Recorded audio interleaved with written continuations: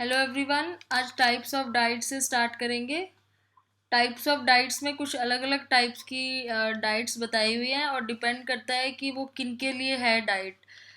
लोगों की as, gender, उनकी फिजियोलॉजिकल स्टेट, उनका ऑक्यूपेशन, उनका हेल्थ का स्टेटस, इन सब चीज़ों पर डिपेंड करता है कि उनको किस तरह की डाइट देनी चाहिए।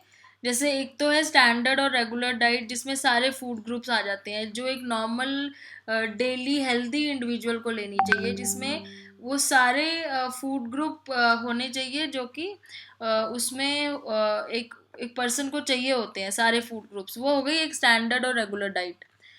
फिर मॉडिफाइड डाइट होती है, जैसे अगर कोई बीमार है, कोई पेशेंट है, तो उसको किस तरह की डाइट देनी चाहिए। तो उस केस में दो तीन चीज़ें चेंज होती है डाइट के अंदर। एक होता है कंसिस्टेंसी चेंज हो जाती है। कंसिस्टेंसी या टेक्सचर चेंज हो जाता है। कंसिस्टेंसी का मतलब वो फ्लूइड हो जाता है या सॉफ्ट हो जाता है, उसका टेक्सचर हार्ड चीज़ नहीं दे सकते हैं उसको, सॉफ्ट चीज़ें दें, क्योंकि वो डाइजेस्ट नहीं कर सकता हार्ड चीज़, या उसके स्टमक में प्रॉब्लम है तो वो डाइजेस्ट नहीं कर सकता, तो फ्लूइड या हार्ड सॉफ्ट चीज़ें देते हैं। फिर दूसरी मॉडिफिकेशन क्या होती है कि एनर्जी का जो इनटेक है उसको इंक्रीज या डिक्रीज कर सकते हो, या तो इंक्रीज कर सकते हो या डिक्रीज करते हो, depending on what is the requirement of the patient. Third is include greater और लेसर अमाउंट ऑफ वन और मोर न्यूट्रिएंट्स। तो जिस न्यूट्रिएंट की कमी है उसको वो ज़्यादा कर दो, या फिर जो न्यूट्रिएंट एक्सेस है, उसकी ज़रूरत ज़्यादा नहीं है, उसको कम कर दो। जैसे example, increase in protein intake in case of a surgery, lower protein intake in case of a kidney failure. तो प्रोटीन सर्जरी के केस में इनटेक बढ़ा दिया जाता है, किडनी फेलियर के केस में इनटेक कम कर दिया जाता है। हाई और low fibre, low fat intake, restriction in sodium, restriction in fluid. तो ये सारे आपको एग्जांपल दें कैसे कोई चीज़ें बढ़ा दी जाती हैं, कुछ चीज़ें कम कर दी जाती हैं। एंड फोर्थ जो चेंज आता है वो आता है change in the number of meals और modification in intervals of feeding. या तो नंबर ऑफ मील कम ज़्यादा करने पड़ते हैं, या इंटरवल में फीड करना पड़ता है, क्योंकि वो एक बार में डाइजेस्ट नहीं कर सकता। अमाउंट ऑफ फूड को चेंज करना पड़ता है।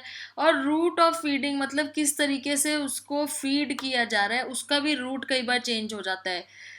तो वो हम अभी आगे डिस्कस करेंगे। चेंजेस इन कंसिस्टेंसी पहले शुरू करा है। तो चेंजेस इन कंसिस्टेंसी में हम क्या कर रहे हैं, सॉलिड फूड की कंसिस्टेंसी चेंज करके इधर उसको लिक्विड कर दिया और सॉफ्ट कर दिया।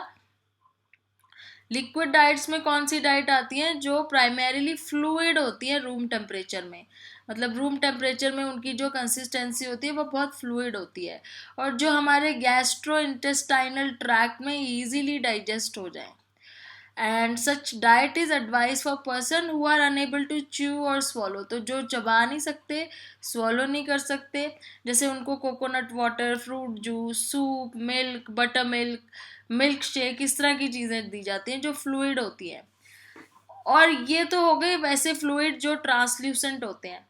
कई बारी क्लियर लिक्विड डाइट भी दी जाती है। जैसे क्लियर लिक्विड जैसे क्या हो गया, जैसे उसमें क्लियर सूप आ जाते हैं, जूसेस आ जाते हैं बिना पल्प के, या very light T.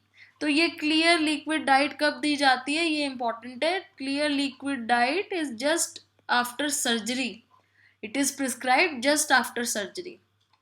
Then second आ जाता है सॉफ्ट डाइट। सॉफ्ट डाइट में सॉलिड होता है लेकिन सॉफ्ट फूड्स होते हैं, और वो उसमें ज़्यादा फाइबर नहीं होता है उस फूड में, तो वो इजी टू चू और इजी टू डाइजेस्ट होते हैं।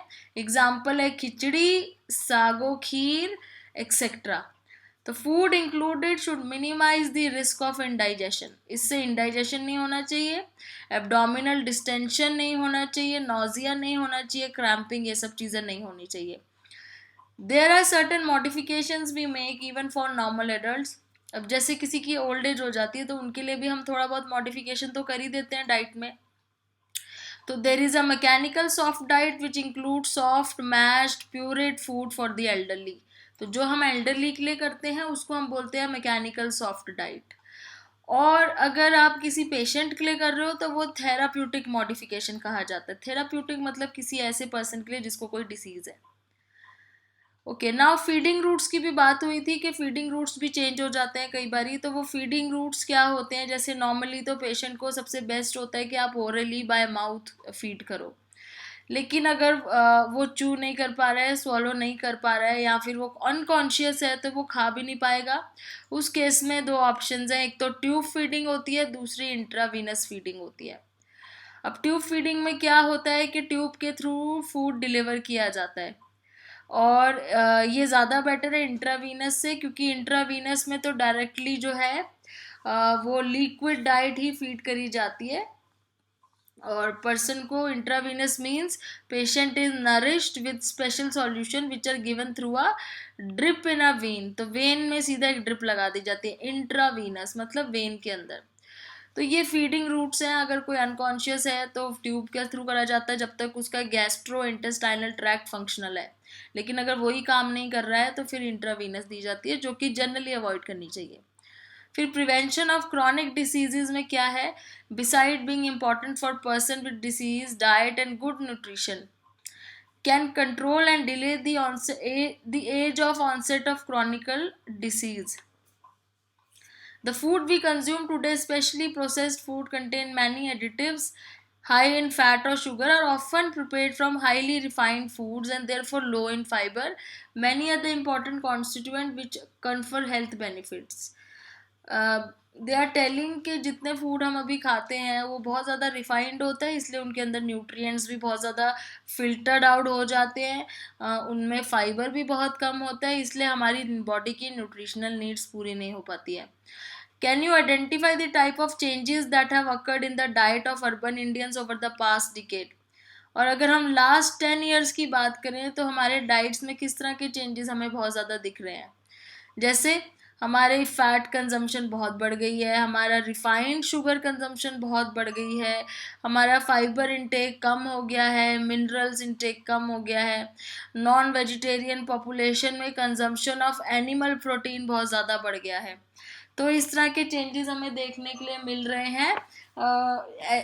ये जो अर्बन एरियाज हैं उनकी डाइट में जो हमें चेंजेस देखने के लिए मिल रहे हैं। अब इसका क्या कॉन्सिक्वेंस हो रहा है, बहुत सारे डिसीजेज हो रहे हैं, जैसे obesity, cancer, diabetes, cardiovascular disease, hypertension, इस तरह के बहुत सारे डिसीजेज हो रहे हैं। जैसे for example the increase in sugar and fat consumption along with decrease in fibre consumption and less physical activity play a role in causing obesity and diabetes. तो अगर शुगर और फैट कंजम्पशन बढ़ गया है और फाइबर खाना बंद कर दिया है, फिजिकल एक्टिविटी नहीं हो रही है, तो उस केस में ओबेसिटी और डायबिटीज़ वाली प्रॉब्लम हो जाती है। It has also been found that highly salted convenience food, processed food with high sodium, decrease intake of potassium. Potassium में जैसे फ्रूट्स, वेजिटेबल, ग्रेन्स, लेग्यूम, इन सब में पोटेशियम होता है, और सॉल्ट में सोडियम होता है। पॉसिबली लो कैल्शियम।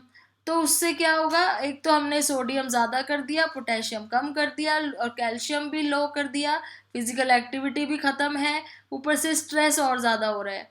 और ये सारी चीज़ें किसको सूट कर रही हैं, एक हाइपर टेंशन वाली प्रॉब्लम को, जिसको हाई ब्लड प्रेशर कहते हैं। तो ये पूरे चेंजेस इस तरीके से हमारे उसमें डाइट में आ चुके हैं। Clinical nutritionist can play a very important role in preventing development of such problems by providing appropriate diet counselling and guidance. अब हमें ये कौन गाइड करेगा कि किस तरह की डाइट हमें लेनी चाहिए, तो उस केस में आ जाते हैं क्लिनिकल न्यूट्रिशनिस्ट, जो हमें काउंसलिंग करते हैं, गाइडेंस देते हैं, और जैसे ये स्कूल्स में होते हैं, कॉर्पोरेट सेक्टर में, कॉलेजेस में होते हैं, वो लोगों को ये गाइड करते हैं कि किस तरीके से उनको अपनी डाइट का ध्यान रखना है और किन चीज़ों को खाना है और किन चीज़ों को नहीं खाना है। अब ये यहाँ पे एक एक्सरसाइज दे रखी है जो आपने करनी है। एक ये यहाँ पे पैराग्राफ है जिसमें बोल रहे हैं कि scientist have found connection between diet and disease. Scientist को कनेक्शन मिला है हमारे डाइट और डिसीज़ में, ये दोनों चीज़ें कनेक्टेड है। जैसे एक क्लिनिकल स्टडी हुई है जिसमें 20,000 मैन जो कि consuming fish once a week was linked to a 52% reduction in the risk of sudden death from heart attack. Fish is high in omega-3 fatty acid, which is essential component of cells and can protect the heart from abnormal heart rhythm. अब ये study इन्होंने करी है जो 20,000 man पे जो once a week consume करते हैं फिश को, और ये इनको पता चला है कि उनकी 52% रिडक्शन है किस चीज़ में, risk of sudden death due to heart attack. क्यों? क्योंकि फिश में होता है omega 3 fatty acid. Another clinical study जो इन्होंने करी है वो है मोर देन 42,000 वुमेन में, जो बहुत सारे fruits, vegetables, whole grains, low fat dairy products, ये सब चीज़ें लेते हैं। अब इससे क्या है, उनका जो हार्ट वो जो डिसीज़ होता है, हार्ट डिसीज़, उसका रिस्क बहुत लोअर मिला है। तो ये जो दोनों स्टडीज़ ये डिस्कस करी हैं, इससे आप क्या कंक्लूड कर सकते हो, इससे आप हमारे डाइट का क्या रोल बता सकते हो डिसीज़ में, डिसीज़ होने में हमारे डाइट का क्या रोल है, और डिसीज़ को प्रिवेंट करने में हमारे डाइट का क्या रोल है, ये आपने यहाँ पे समझाना है। और यहाँ पे आप ये ट्राई करो इसको आंसर करने की, फिर उसके बाद हम नेक्स्ट वीडियो में बात करेंगे।